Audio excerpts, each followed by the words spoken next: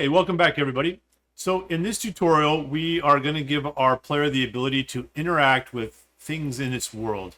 And the way we're going to do that is using an interaction system. So we're going to create that inside of our player. So we're going to use the E key to, when we get close enough to an object, we're going to be able to press the E button and then have something happen with that object that we're interacting with. Let me show you a quick demo of what I'm talking about. All right, so here in my demo sandbox, if I hit play and I roll over to the door, you'll see I get the little pop-up that says I can interact with it. If I press E on the keyboard, the door opens, okay? The way that worked was that the player has this set up for LineTrace. When I press the E key, that's the enhanced input action. So we're going to create a new input action for our character, which is going to be the E key. And then it's going to do a LineTrace to see if we're close enough to the object and if the object actually exists in the world. And then it will do this call for an interaction. And the interaction will be this BPI interaction. So it basically calls this particular function. And if we're close enough to the object that we're doing the interact with, in this case it was the door, it will call this function for us. And then once that's called, it will do whatever that particular item is supposed to do. In this case, it's a door, so it's supposed to rotate open and closed. We're going to use our IMC to set up the interact like we did before, and we're also going to have an input action called interact. All right, so let's go ahead and get started with that. So the first thing we need to do is back in our player. So go to your player blueprint, and then once you have your player blueprint open, go to our content drawer, and the very first thing we need to do is go to our inputs folder and then into our actions folder, because we need to create an input action interact, right? So we're going to right click inside this folder. We're going to go to input actions, and we're going to call this IA_interact. Okay. And we can also, So once that's done, if we double click and open it up, this is going to be set up exactly the way it is. We're just going to save it. There's actually nothing else we need to do, because it's going to be a button. When we press the E key, it's going to do this function. It's already set up as a digital bool, so it will be a true or false for us.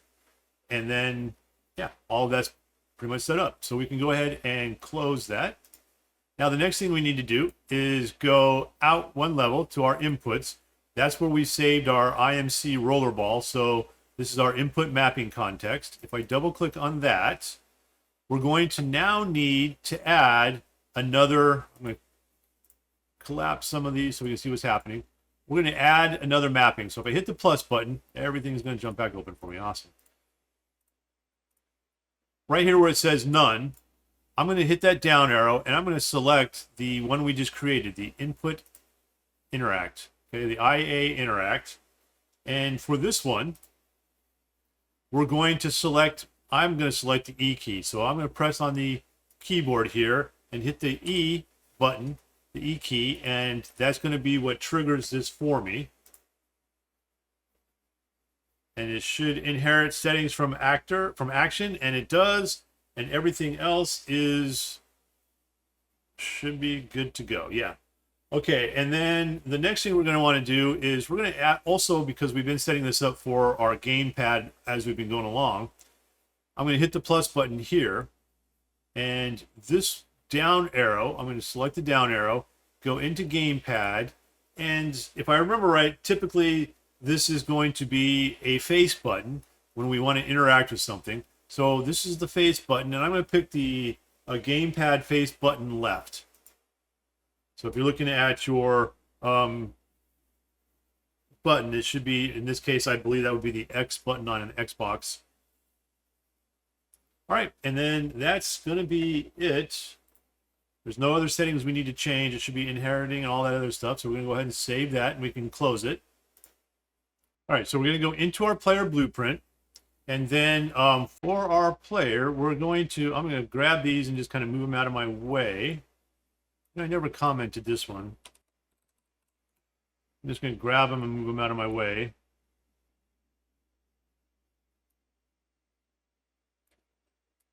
Now, what I need to do here is I'm going to right-click, and I'm going to call that enhanced input action. So I'm going to do IA underscore, and interact is the one I want right here. So this is the enhanced input action. And the one I want is started. It's not here by default, but if we hit the down arrow, started is this one right here. So in order to interact, we're going to start with it. Again, we're going to want to check to make sure our player is alive. So we're going to pull the is alive, and we're going to, from started, get a branch.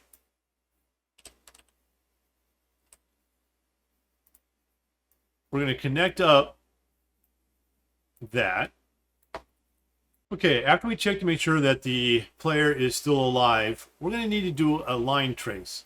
But we're actually going to write our own program, our own function on that line trace. So that way we can kind of keep this a little bit cleaner, because once we do this, you're going to see that it's kind of messy and there's a lot to it. And we don't really want to get all of that added into our blueprint here. We want to try to keep it a little bit cleaner. So that's one of the reasons why we do these functions offline, and then we can kind of call them. So I'm going to hit this plus button, and I'm going to call this line trace. Inside of line trace, we are going to do a line trace by channel. So line trace by channel, and that's this top one right here. And in order to do that, we're going to want to do it from the player camera, because this is the direction that our player is looking. So we pull out player camera. This is kind of like our eyes for this particular player. What we're going to need to do is we're going to need to get its location in the world. So we're going to get world location.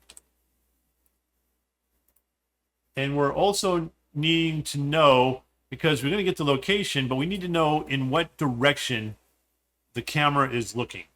And that would be our forward vector. So from here, we're going to pull out and we're going to get forward vector. So now we know where the camera is and the direction that the camera is looking. This will be our start location. So wherever the camera is located in the world, we will start there. And now what we need to do is we need to also add to our, we're going to grab out from here and we're going to add. So shift plus button will give us the add. One thing we need to know is we need to know not only the direction that the camera is looking, so the forward vector, but we also need to know how far away our camera is in the direction that it's looking. So if I'm looking at a wall, for example, or a door, maybe that's a better example, if I'm looking at a door, how far away from the camera is that door? Am I looking at the door, and is it close enough for me to actually interact with that door is what we're trying to determine here. So up here on line trace, we're actually going to need an input, because back in the function, we're going to need to have a way to measure how far that distance is, and we're going to want the programmer to be able to input that in. So if we select this, the line trace, and we hit the plus button right here for input, we're going to get a float. So we're going to change this to a float. We're going to call this length. And that's going to be the length for the distance that we're going to look. We're also going to want to be able to debug this. So we're going to want to be able to test this. So while we have this selected, and what I'm going to do is, this is where we're going to connect it. So I'm just going to take this and I'm going to drag that up into here so that it's in the empty spot. Don't connect it to the length node. We want it to actually create its own little input right there. And that just saves a whole bunch of time. It's an enum, but I have to dig through and find it all. This way, it just does it for us and saves us so much time. Okay, the other thing I need to do is connect this section up. Since we now have the length, we're going to take this value right here and we're going to multiply it times the length. And then we're going to take that, we're going to put that into here. So we're going to know where we start at. We're going to take this length, we're going to multiply it by the forward vector, and that will give us our end location. Okay, so far so good. Now, the other thing we need to do is we need to know what our out hit is. So if we drag out from the out, so we can find out what we're actually looking at. When we hit the line trace, the line is going to hit something. We want to know what it is, and we want a specific item, right? Is we can break hit. So if you type in break, you'll end up with break hit result. And if you hit the down arrow, it's just kind of a long list of things here. And we're going to need a return node. So we're going to pull out from the top up there. We're going to get a return node. And this is what's going to tell us what we're actually hitting. And what we're interested in is the actor that we hit. So we're going to pull this out and we're going to connect that up there. So this, if we compile it, is everything that goes into our line trace. This is what's going to feed us back that we're actually hitting something that we want. So now if we jump back into our event graph, we're going to take this line trace, and this line trace is going to be to ourself because it's going to be our player. So we're going to connect this up if this is true. The amount that we want here, I'm going to hard code this one in for 700. That's what I've been using. The other thing you could do is you can make a length variable over here, and then you can plug that up, open the eye up so that you can actually modify it from inside of the player blueprint in the world, like I showed you a few tutorials back. Now, I'm going to hard code it because we don't really need to do that all that often. Okay, the next thing we need to do, we're going to, once we hit this, we're going to pull out from hit actor. And let's go ahead and do a couple things. We're going to need a branch.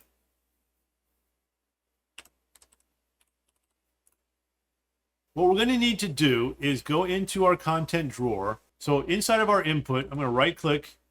I'm going to create a new folder. And I'm going to call this new folder interactions. Because we're going to have more than one. But this is going to be, and there are going to be other types of interactions. But this is where we're going to hold our BPIs. So I'm going to right or double click on that, open it up. If I right click, if I hover over blueprint, we're going to need to get our blueprint interface.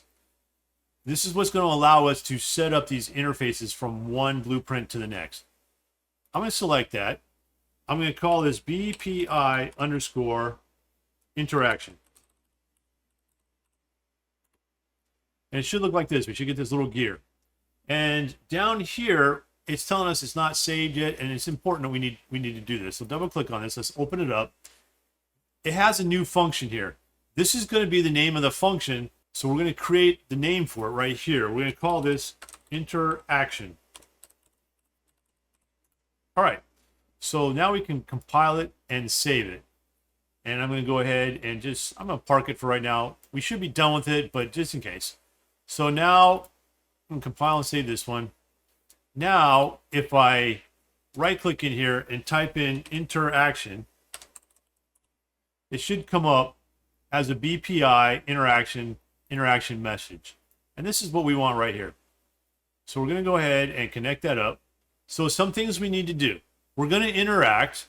The one that we're going to interact with is this hit target here. I'm going to double-click, kind of pull this down out of the way, make this look a little cleaner. All right, but there's some checks we want to do. Before we allow it to interact, we want to check two things.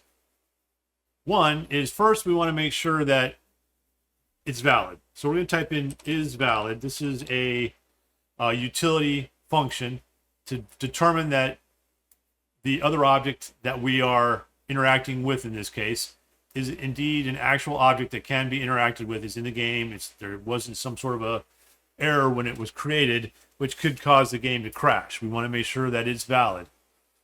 The other thing we want to do is we want to make sure that the other object, so in this case the other actor, has a interact interface with it. So does object, and once we type those two words in, because it's kind of very specific, implement interface. So does object implement interface? And we want to make sure that it does, and it gives us a choice right here about what interface we are checking for. So it could have multiple interfaces. We have multiple objects, but we want it to only want to interact with this specific one because it has the interaction. So in this case, our BPI interaction, because right now we only have one in this game. This is the only one we've created so far. We want to make sure that it has both of these. So what do we use for this? We can use an AND Boolean, right? It has to have both of these conditions. They both have to be true in order for it to put out a true. If it doesn't, if one of these is not true, it'll be false, and then it won't fire the interact, and we won't have any problems. Okay, let me highlight these. I'm going to hit C to comment it, and I'm going to call this interaction. Right now, I'm just going to leave it gray. You can change it to whatever color you want. All right, I'm going to compile and save it. Okay, now that we've got the function finished, let's test it out. Let's make sure everything is working, at least as far as shooting out the line trace. So here on the line trace that we created, this function, we made it so that we had to draw a debug type. We want to pick persistent. And by using persistent, it's going to be able to allow us to see where our lines are being shot out from. Compile it, save it, go back into the world, and I'm going to hit play. And then from my player, if I hit the E key, I should start seeing these little lines appear. And notice when I move my camera, all I see is a little square, but then when I rotate, it moves away. What's happening is wherever my camera is located, a beam is being shot out, and then there's an endpoint, which is 700 units away, and it's hitting that on the ground. So if I were to roll up onto something and look at it,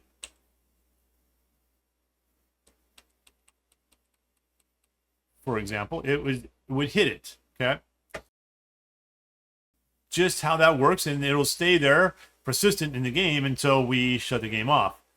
What this is going to allow us to do is be able to look at an object, hit it, and then once we hit it, that feedback that we get from our blueprint will tell us if we actually, what we hit. So in other words, it'll do the check. So the hit actor, it'll tell us if that hit actor, so if we go back into the line trace, did I close it? I think I did. So we go back into the line trace. Remember we said, hey, we want to know what that other actor is, and we're going to pull it out here when we hit it. And then in here, in the event graph, we did the check to make sure that whatever we hit actually is something we can interact with. We'll set up a test object in the next tutorial so that we can test this out. That's going to be it for this tutorial. We've got the basics set up for our character to interact with the world around it.